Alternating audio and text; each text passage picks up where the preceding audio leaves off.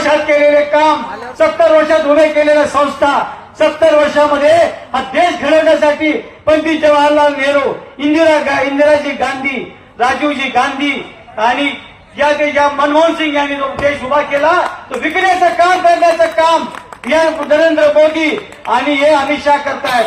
म्हणजे काय, 2 गुजराती विकतायत आणि 2 गुजराती खरेदी करतायत, अंबानी आणि अदानी. ना ये चाय वाला है, ना ये गाय वाला है, ना ये चाय वाला है, ना ये गाय वाला है, ये अदानी और अंबानी का साला है. 370 कलम हटवलं मी काश्मीरमध्ये म्हणतायत. 370 कलम कोणासाठी हटवलं? सगळ्यात जास्त जमीन घेण्याचं काम कोणी केलं असेल तर अदानीने केलेलं आहे. आता महाराष्ट्रामध्ये मी सुद्धा जिल्हा परिषद शाळेमध्ये शिकलो. आपण त्याच्यातले सगळे 99% लोक जिल्हा परिषदेच्या शाळामध्ये शिकले. ते केसकर सोजवळ माणूस, काय त्याचा चेहरा, त्याला बघितलं तर असं वाटतं की साक्षात राम आला काय, प्रभू रामचंद्रासारखा चेहरा करून टीव्हीवर बोलतो. आणि तो या महाराष्ट्रामधल्या जिल्हा परिषदच्या शाळा ज्या अदानी आणि अंबानीला विकण्याचं काम करतोय. म्हणजे मोठ्याच्या जागा आणि मोठ्या इमारती असलेल्या शाळा विकायच्या आणि गरिबांच्या पोराला शिक्षणाला देशोधडीला लावायचं. ज्याच्या सोयाबीनची किंमत 11,000वरून 3,000वर आली, ज्याच्या महागाईचा रेट मगाशी वक्त्याने सांगितलं की 340 रुपयाला मिळणारा गॅस तो जर 1,000 रुपयाला मिळतो. इकडे महागाई वाढवायची, इकडे शेतीमालाचे भाव कमी करायचे. त्या शेतकऱ्याचा पोरगा दर वर्षाला 1,20,000 कुठून भरेल फीस? अंबानी आणि अदानी काय करणार? त्या शाळाला मस्त डेकोरेशन करणार, त्याच्यामध्ये मस्त काचेचे ग्लास म्हणजे सगळ्या खिडक्या तावदाने लावणार आणि त्याची फीस दर महिन्याला 10,000 रुपये फीस करणार. म्हणजे 1,20,000 रुपये महिन्याला वर्षाला फीस घेणार. आणि शेतकऱ्याचं पोरग हे अडाणी राहणार आणि शेतामध्ये बांधावर पुन्हा काम करणार. अशा प्रकारचं दुर्दैव महाराष्ट्राच्या नशिबाला, मराठी माणसाच्या नशिबाला आणण्याचं पाप हे शिंदे सरकार करत आहेत. ज्यांना हिंदुत्व आठवलं, अब्दुल सत्तार कशासाठी गेले? अब्दुल सत्तारचं कुठलं हिंदुत्व खतरे मिळालं होतं?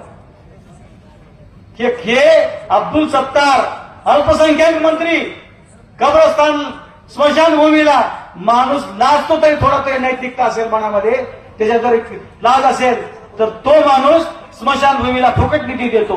15% कमिशन घेणारे सरकार, 10% कमिशन घेणारे सरकार, हे कमिशन घेणारे सरकार, हे कमिशन घेणारे आमदार हे सत्तेतून 20 तारखेला पाय उतार झाले पाहिजे.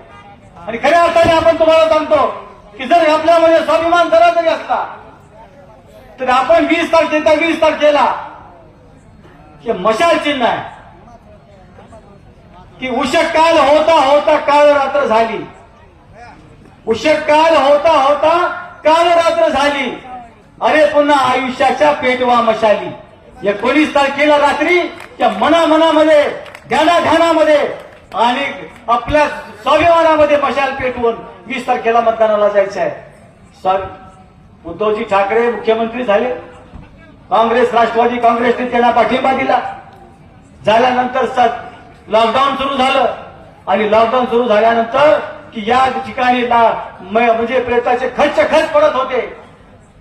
माणसांना सावरण्याचं काम, धीर देण्याचं काम आणि माणसांना उभे करण्याचं काम कोणी केलं असेल तर महाविकास आघाडी सरकारने केलेलं आहे. जे योगी सांगतायत बटेंगे तो कटेंगे, हिंदू मुसलमानामध्ये भांडण लावायचं काम, या देशामध्ये दंगल व्हावी अशी मनसुबा यांच्या मनामध्ये होता.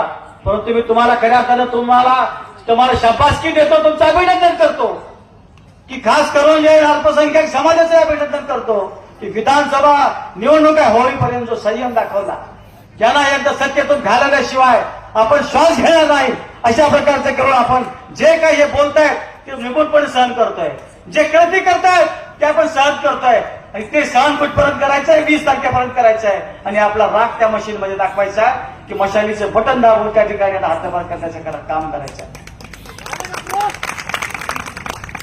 काय चाललंय त्या उत्तर प्रदेशमध्ये गंगा नदीमध्ये प्रेताचे खच वाहिले गेले. महाराष्ट्रामध्ये एकही प्रेत बिना अंत्यविधी करता राहिला नाही.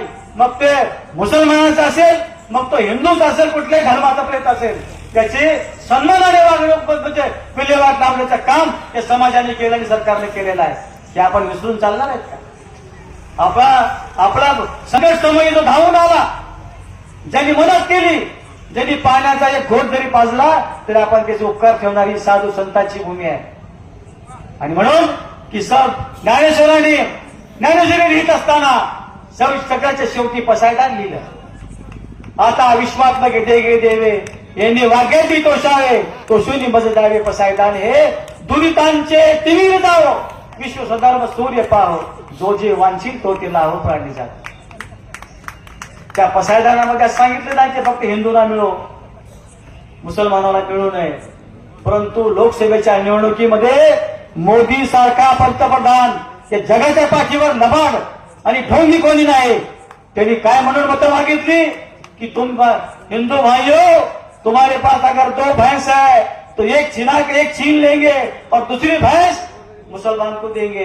काय प्रकार आहे मतं मागण्याचा? एवढा ठिल्लरपणा. तुमचं मंगळसूत्र हिसकावून घेतील आणि मुस्लिमांना देतील. एवढ्या नीच दर्जाचा प्रचार करण्याचा जो घाट घातलेला आहे, याच्यापासून आपण लोकसभेमध्ये आपण जसं डोळ्यात तेल घालून आपण हे सगळ्या निमूटपणे सहन केलं आणि असा हवाला दिला की दीट लाडक्या बहिणीवर आले.